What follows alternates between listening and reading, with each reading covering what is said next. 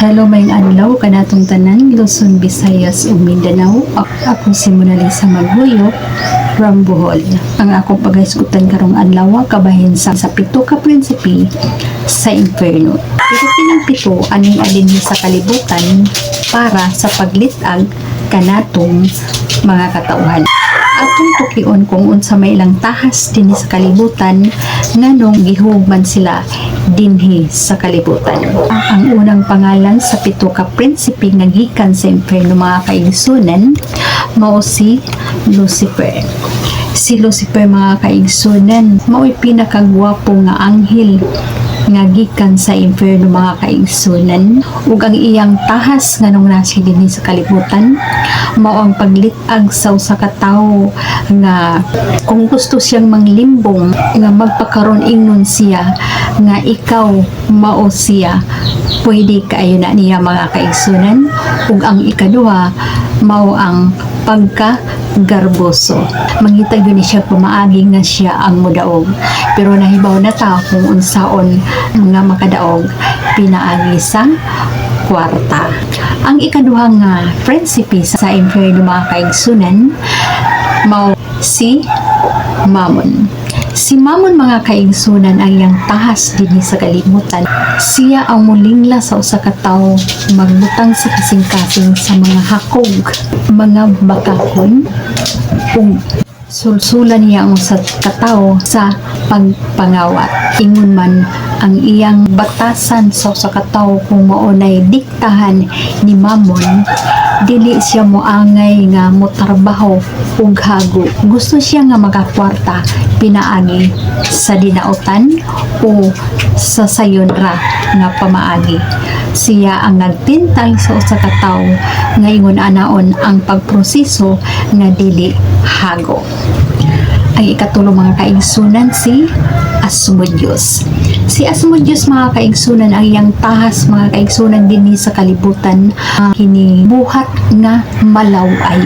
Iyang dasigon ang usa ka tawo nga mohilabot manag-uya mga wala mga makasal ug kining na ay muguba ug kaminyoon mga kaigsunan. Bisan og naanay asawa mangita paghihapon og lain. Siya maoy nagdikta sa kasing-kasing sa usa ka tawo nga mo nay buhata. Ang pangalan niya nga demonyo mao si Asmodeus. Grabe si Asmodeus ug mao nay mubutang sa tong kasing-kasing ug una-una mga kaigsunan kay daghan karon ang nalitag ni Asmodeus. So atong bantayan no kung unsay tahas o kinsang pangalan ang naa karon sa atong kasing-kasing ug huna-huna o kinsa ang nagsunod-sunod kanato.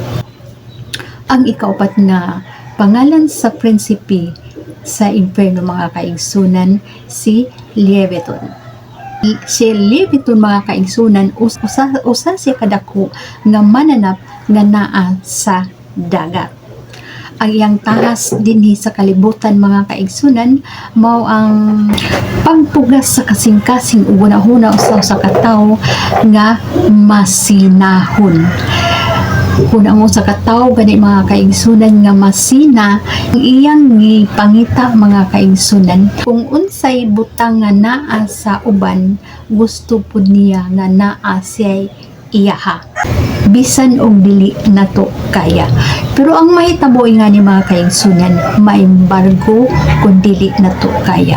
So ang nagbutang nato nga prinsipe sa impierno mga kaigsunan si Leviathan. Grabe po niya pagka chismosa, kusog siya mangdaot sa uban.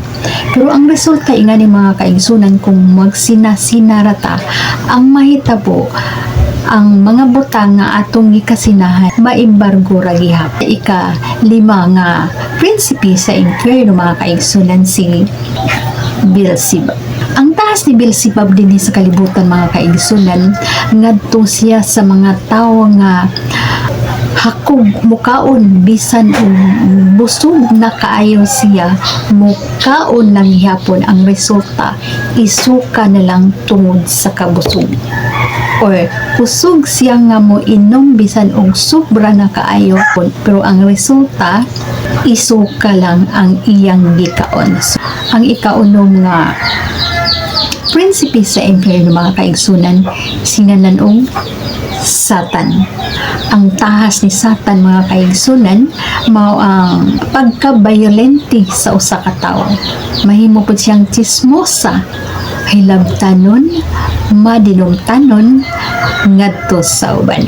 Ang ikapito nga prinsipe sa impyerno mga kaigsunan si Belphegor. Ang gidala nga tahas ni Belphegor mga kaigsunan, magbutang siya sa kasing-kasing unang-una usaw sa katawo sa pagkatapulan. Kanunay niya ihunghong nga ayaw og lihok, wala kay mapalaana. Unya kini si Belphegor mga kaigsunan kung maunay makasulod sa usa ka tawo mga kaigsunan, dili ni siya manumbaling sa espirituhanong obligasyon. So, pero kung ang imong kinaiya na aning tulo, delikado na kayo mga kaigsunan, tungod kay kusgano na kayo kita, doon na kita'y power sa dautan nga espiritu. So, delikado na ta kayo na mga kaigsunan, kay kung dili kita mudangop sa tong Ginoong Hesukristo, kita magkauban kanila ngadto sa impyerno.